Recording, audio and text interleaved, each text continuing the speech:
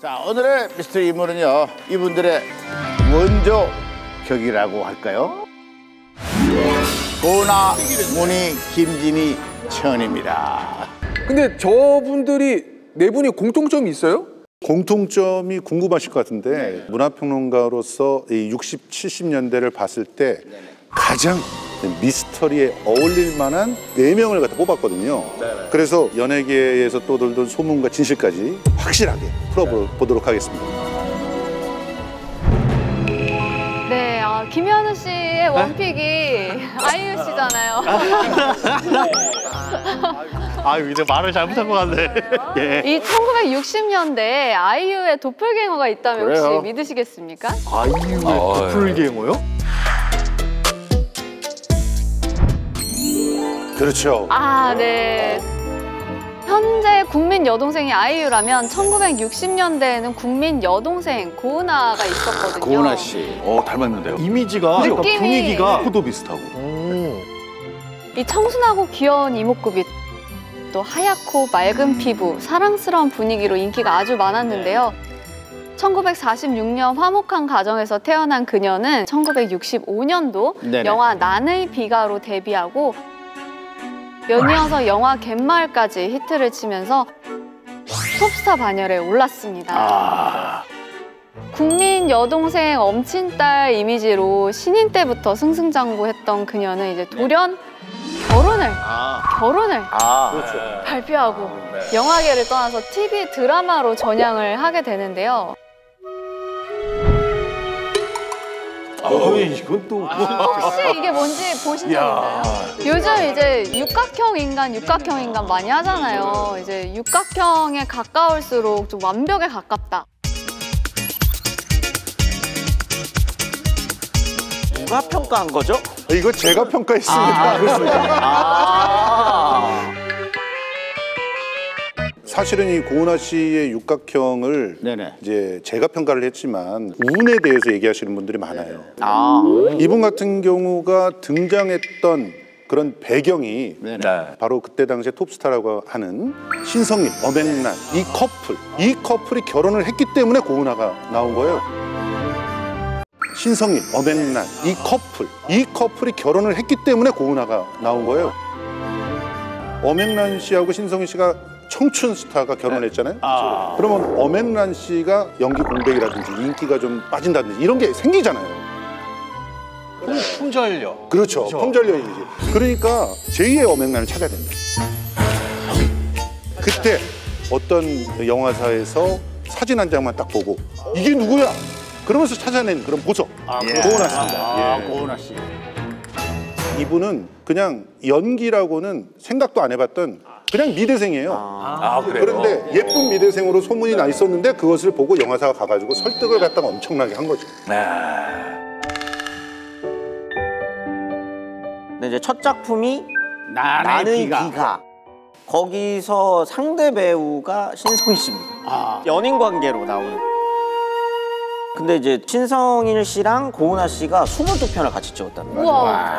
22편? 꽤 많이 찍었네. 나의 어떤 후발주자로 나온 배우랑 22편을 연인 관계로 나오는. 엄앵란 씨 입장에서도 이제 신경이 쓰일 수밖에 없는.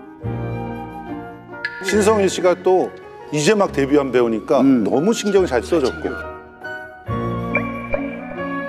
아니 근데 이분이 사실은 바람의 아들이 아니고 바람의 아이콘. 바람 그 자체. 바람 그 자체. 그런 걸 알기 때문에 엄앵란 씨도 굉장히 좀 고민했다는 거죠. 그렇죠. 이걸 명언이라고 그래야 돼? 망언이라고 그래야 돼? 90세 애인 넷을 갖는 게 목표는 아니지만 자기 관리만 잘하면 비슷할 수도 있을 겁니다. 나는 사랑 없이는 못 삽니다. 바이 신성일. 기가 막히지 않습니까? 최고다, 최고. 최고라고요? 최고라고요. 조심하셔야 됩니다. 이분이 뭐 운도 좋다고 말씀을 하셨지만 나름 또 개인의 고충이 있어요. 무슨 그러니까 고충입니까? 이런 청순, 국민 여동생, 국민 조카 같은 이런 이미지하고는 정반대의 캐릭터를 연기해야 됐었습니다. 어떤 역할일 것 같아요? 네. 거친 직업을 가진 여성, 과부 뭐요? 맞습니다.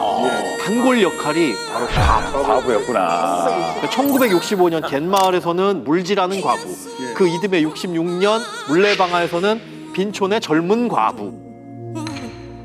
정을 두고 몸만 가니. 그때 당시에는 문예 영화라고 하는 게 이제 전성기를 맞았는데 네네. 문예물에 보니까 이렇게 남편을 여인 그런 여성들의 꿋꿋한 삶의 이야기 이런 게 많이 나왔고 그런 여주인공인 그 과부 역할을 했는데 갯마을에서 대단한 인기를 끌었거든요. 그 이미지를 그 다음에 또 쓰고 이렇게 되는 그런 상황이 벌어졌던 거죠. 비하인드 스토리가 하나 있는데 네네. 이 갯마을 촬영 당시에 영화에서 가장 중요한 씬 중에 하나가 사실은 애정씬이에요. 그러니까 정말 순수한 그 과부가 남편을 잃고 나서 외롭게 지내게 되는데 동네에서 사랑을 하게 되는 거죠. 그러니까 애정씬을 찍어야 되는데 근데 사실 그때까지 전혀 사랑도 안 해보고 실제로 데뷔한 다음에 그다음 1년 지나서 찍은 작품이란 말이에요. 그러니까 신인이 스킨십 장면을 어떻게 하느냐. 네, 쉽지 않죠. 예, 또 이걸 찍을 때 보면은 마을 구경 나온 사람들이 다 지켜보고 있고 이러니까 이거는 뭐 대낮에 것도 이런 연기를 어떻게 보여줍니까? 그래서 곤란해하고 있고 이러다 보니까 특단의 조치를 내립니다. 애정씬 특별 과외. 애정씬을 특별 과외를 하는 거예요. 누가 가르쳐줬을까? 그러니까 이건 학원도 없는데. 예, 학원도 없죠. 그래서 일단 여자 조감독을 딱 채용을 했다고 합니다. 그래서 24시간 이렇게 붙어 있게 이렇게 하면서 이 씬에서는 좀 이렇게 표정을 하고 또 이럴 때는 뭐 눈을 갖다 좀 동그랗게 떠보기도 해봐라. 이런 뭐 과외를 딱 받고 나서 탄생한 씬이 해변가에서 이제 애정을 나누는 씬인데 이 장면이 진짜 명장면이 됐어요. 그래요? 그래서 이 갯마을이라고 하는 영화를 알리는 핵심적인 장면. 봅시다. 봅시다. 자료하면 없나요? 자료하면? 아니. 자료하면 없으니까 뒤에 안 돌아보셔도 돼요. 이걸 보여달라니까. 국민 여동생 이미지에서 과부 캐릭터, 그 팔색조의 매력, 그만큼 연기력도 있고 소화를 잘했다는 거 아니겠습니까? 맞습니다. 그죠? 네. 배우들 사이에서도 인기가 많지 않았을까 뭐 이런 생각이 드네요. 네. 당시 영화계에서 남자 배우들이 뽑은 이상형 1위가 바로 고은하였다고. 고은하 씨. 네. 실제로 고은하를 짝사랑하는 남자 배우들이요, 그야말로 수두룩했다고 합니다. 예, 안녕하세요. 배우 최종원이에요. 오, 저분 오랜만이다. 어린 시절에 시골에서 영화를 봤잖아요. 그때 쭉 나왔던 어떤 작품들이 고은하 선배가 전부 다 우는 역이에요.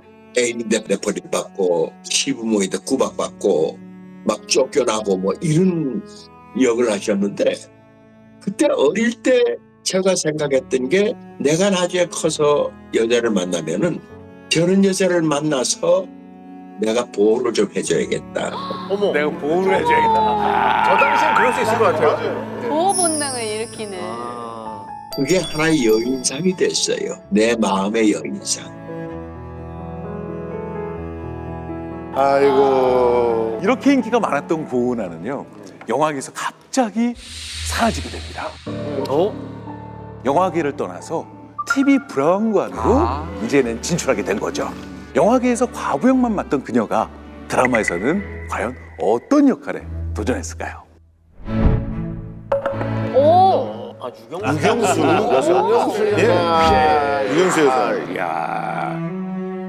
사실은 유경수 여사 역할을 여배우가 한다는 건 좋은 이미지를 가지고 있는 영부인이기 때문에 잘하면 본전이고 못하면 네가 어딜 뭐 이거거든요. 그렇죠. 근데 지금도 사진 보시면 좀 비슷해요. 그러니까 워낙 목선이 예쁘시고 한복이 잘 어울린다. 요거 때문에 이제 드라마 PD가 계속 쫓아다녔다는 거예요. 유경수 여사 역할 하자고.